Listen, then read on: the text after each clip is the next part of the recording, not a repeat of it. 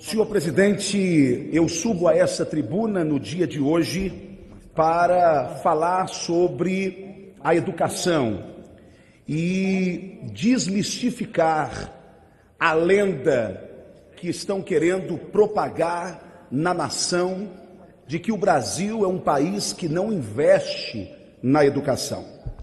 Senhor presidente, no último dia 30 de maio foram organizadas as manifestações com o intuito alegado de defender a educação e protestar contra o contingenciamento de 5,8 bilhões anunciados pelo MEC. Bem, com base nos dados disponibilizados pelo portal da transparência, portanto qualquer brasileiro pode pesquisar, percebe-se que mesmo que o contingenciamento recém-anunciado pelo governo Bolsonaro de fato se transformasse integralmente em um corte efetivo na educação, ele se revelaria o menor corte da série histórica, representando cerca de 1/3 do corte médio adotado pelas gestões de Dilma, de Lula, de FHC. Pois bem, o maior corte em termos percentuais foi efetuado justamente em 2015, já na era PT, o qual atingiu, atenção, aí não é contingenciamento, é corte, 23,3% do orçamento. Assumindo novamente, vamos imaginar, assumindo novamente que o tal contingenciamento proposto pelo governo Bolsonaro para se equilibrar as contas venha se transformar no corte integral. Os números, senhores deputados e brasileiros, demonstram que mesmo assim o investimento federal em educação realizado pela atual gestão do presidente Bolsonaro terá sido o maior da história.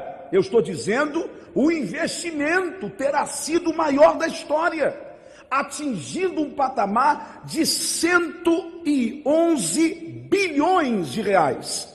Segundo dados compilados pelo Senado Federal entre 2004 e 2014, o investimento público, atenção, o investimento público em educação proporcional ao PIB cresceu os espantosos 130%, sendo que no ano de 2018 representou o investimento na educação 6% da riqueza gerada no país, patamar acima da OCDE, patamar acima de países desenvolvidos como Alemanha, Holanda, Reino Unido, Suécia, por exemplo. A despeito, portanto, senhores deputados, do maciço investimento educacional protagonizado pelo governo nos últimos 15 anos, o nosso desempenho obtido pelos nossos alunos no PISA mostra-se estagnado ao longo de 6 edições.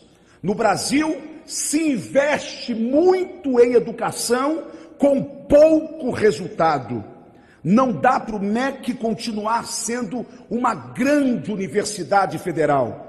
Precisamos inverter a lógica desse investimento em educação, investindo no ensino básico e no ensino fundamental, a começar pelas creches, a começar pelo investimento dos professores a partir da creche, a partir do ensino primário. Aí sim nós teremos uma reversão nos quadros vergonhosos que a nossa educação tem atingido até hoje. Essa é a verdade.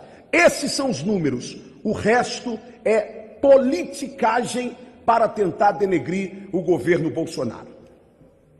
Senhor presidente, último assunto que me traz a essa tribuna, e eu peço o seu carinho de pedir só mais um minuto que eu já vou estar concluindo.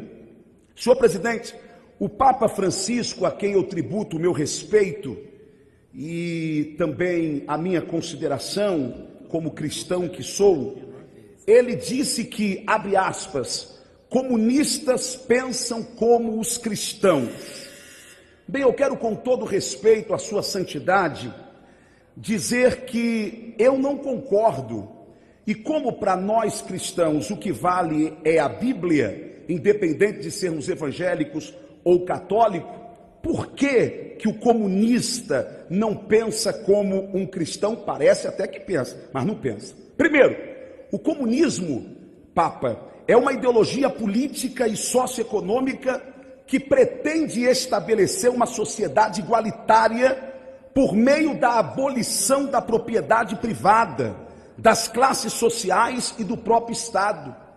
Papa, o cristianismo não concorda com isso. Cristo nunca propôs uma sociedade igualitária.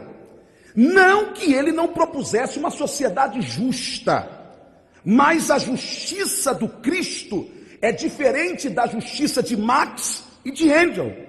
A justiça do Cristo era baseada na prática do bem, enquanto a de Platão, de Marx, de Engels, da perda dos bens dos que trabalharam para obtê-lo, com o pretexto de sermos todos iguais, ou seja, eu trabalho e sustento quem não trabalha. Essa é uma sociedade igualitária. João capítulo 12, versículo 8, Jesus disse que sempre haveria pobres no meio de nós. Bem, o comunismo, Papa, formula um modelo de sociedade ideal, baseada na extinção da propriedade e da família. O cristianismo não concorda com isso.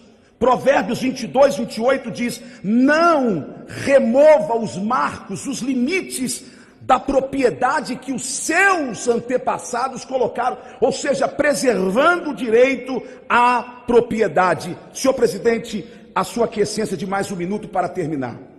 O comunismo, Papa, propaga o fim da propriedade privada e diz que isso causaria o fim do conflito entre Estado e o cidadão em particular, e propaga também a abolição da família, que teria como resultado uma maior devoção do indivíduo ao Estado. No cristianismo, sua santidade, a família não se curva aos interesses estatais, mas é o Estado que se submete aos valores da família, porque Deus não criou o Estado, Deus criou a família. Portanto, em nada se difere o comunismo e a prática do socialismo, já que a teoria marxista, o socialismo é uma etapa para se chegar no comunismo. Então, com todo respeito à sua santidade, comunista não pensa como um cristão. Há um abismo entre nós. Obrigado.